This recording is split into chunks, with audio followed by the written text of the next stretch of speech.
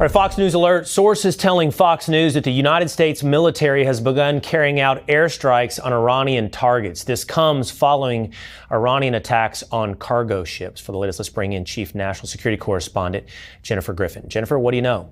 Well, Will, I just spoke to a senior U.S. official who confirmed that those airstrikes were, in fact, in response to Iran firing a one-way attack drone against a Singapore-flagged ship overnight. That ship was trying to leave the Strait of Hormuz. It was passing along the Omani coast, and it struck that cargo ship. And so this is in response for what the president has said was a breach of the MOU, the Memorandum of Understanding, and a breach of the ceasefire.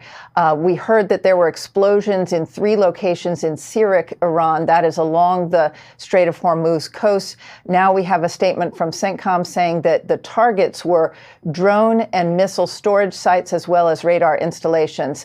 It's not clear whether these airstrikes will continue, but since CENTCOM has put out the statement, my past experience would suggest that the strikes are over for now, but it is a strong warning shot across the bow at Iran to get the IRGC under control and to stop firing on ships in the Strait of Hormuz. So CENTCOM's already put out this statement suggesting that drone and missile targets have been hit in Iran.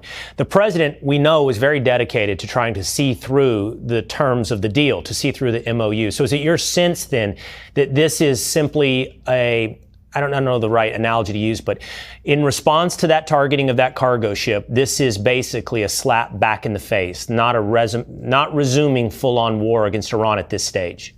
I believe that's the case, Will, based on the conversations that I've had. This is to show the Iranian leadership that the U.S. military is still there in the region. We have 50,000 troops. We have 2 aircraft carrier strike groups. That the U.S. military still has the option to resume striking Iran at will. There are still areas along the coast in the Strait of Hormuz, and the IRGC keeps testing the U.S. military and the limits of this Memorandum of Understanding. And what's clear is there seems to be a breach between the political leadership who signed the MOU and the IRGC leadership. We heard yesterday that CENTCOM was planning to place one of the IRGC commanders in CENTCOM headquarters in Qatar so that they could be side by side to try and mitigate and stop this kind of activity because it's not clear whether it's sanctioned from above or whether these are isolated cells. But tonight, the U.S. military struck back at these 3 sites to send a clear message to the Iranians. I don't think either side wants to restart the war, but it shows the U.S. military can still strike at will. And just one more, Jennifer, to your point, what remains a mystery is how coordinated even actions are under the banner of the IRGC. Even if you get the buy-in of senior leadership of the IRGC,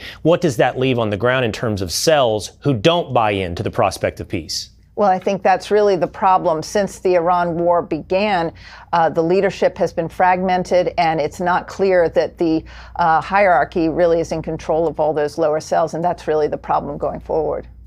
All right, thank you for that. It's breaking news. Thank you for that, Jennifer Griffin.